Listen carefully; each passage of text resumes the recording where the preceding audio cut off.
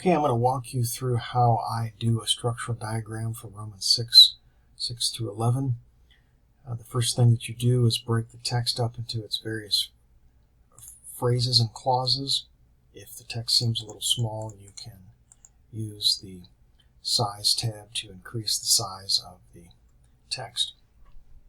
When you put your cursor here, you'll get a red line, and that allows you to break things up. Knowing this, that our old man was crucified, another clause, in order that we might destroy the body of sin, might be destroyed, so that we might be not serving sin. For the one who has died has been freed from sin. This is all one complete clause, a subject, a verb, and a prepositional phrase, so we're not going to break that up any further. But if we have died with Christ, we believe that we will live with him, knowing that Christ, having been raised from the dead, is no longer dying. Death is no longer ruling over him. So it appears that we actually have a senditon here, knowing that two things: Christ is no longer dying, and death is not ruling him. And we've got a adverbial participle here, having been raised from. I'm going to leave that there for now. We'll come back to that later. For that which he died, to sin once. Okay, so that seems to be a separate clause. That which he lived, that which he lives to God. Thus you also yourselves reckon yourself to be dead on the one hand to sin, and living on the other hand to God. So to be dead and living, those are the two predicate accusatives that complete. Okay, so now we've got this broken up into its independent clauses. We're ready to then start identifying the relationships under that. Let me just point out here, before I move on, that I was paying attention to participles. Hoti, which very often introduces a clause. Hinas introduce clause. In this case, I had to plus an infinitive, a result infinitive clause. We have the gar conjunction, the de conjunction. This is an if-then sentence. We could split this, we believe that we also will live with him, if we wanted to, and have the we believe on one line and that we will also live on another line.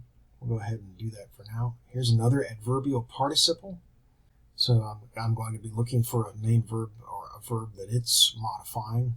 Again, hoti here.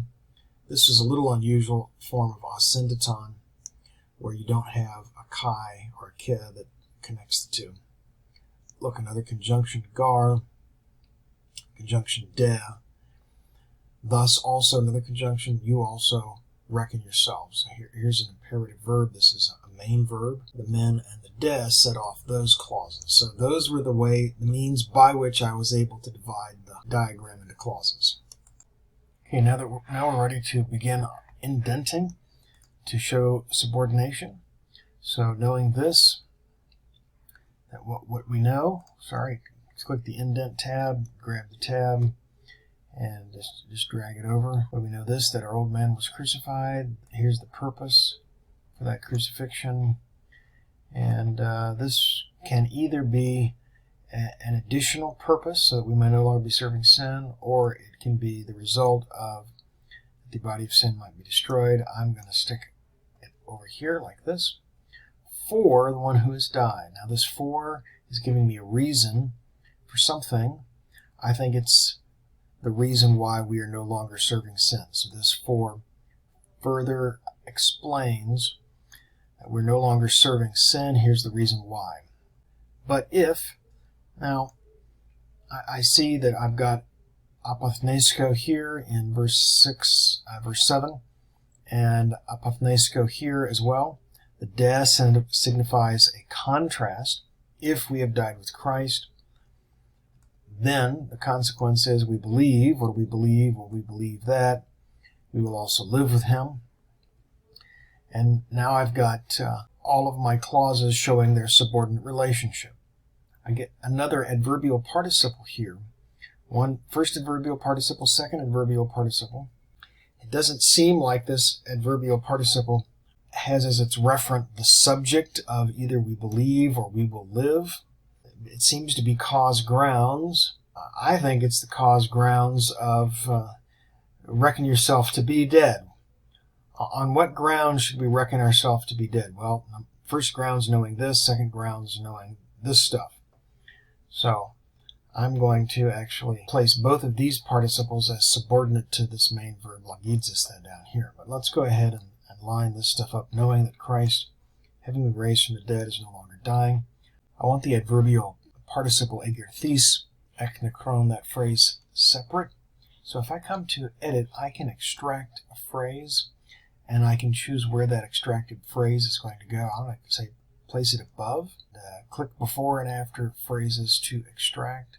Here's before, there's after, and it has been reinserted.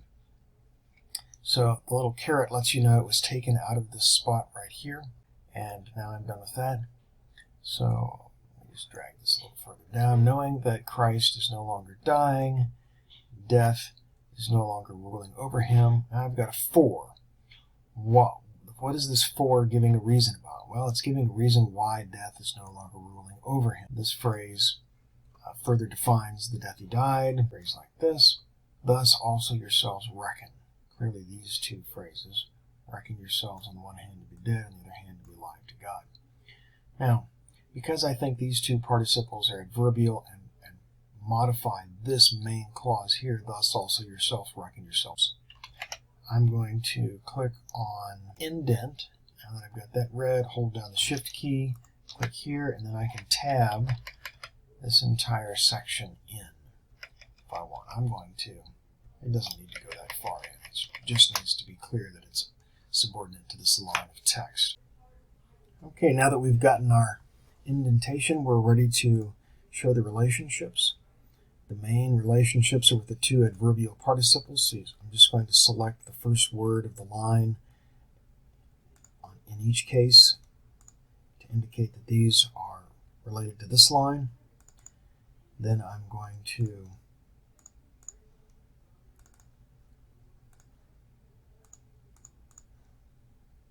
like this. If I wanted to, I could actually have the arrow pointed to the word that is being modified, but that's not necessary for this. I'm just going to, I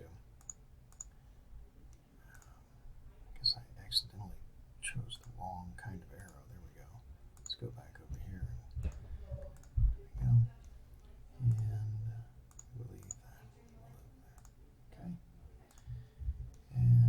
And what do we know? We know that Christ raised and death's no longer lording it over him. I can go with this like this.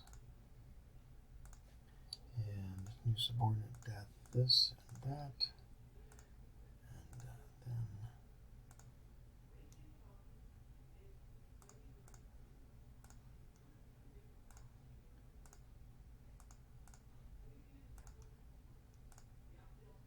And then reckon yourself to be dead on the one hand and alive on the other hand to God in Christ Jesus. Now, we have identified the relationships. And if I turn off the editing, we can see how this looks. We've specified this. We see that everything ultimately relates to reckon yourself to be dead on the one hand to sin and alive to God. And that's how I set up my structural diagram in Bible Art. Hopefully that explains key aspects of why I did what I did with my diagram.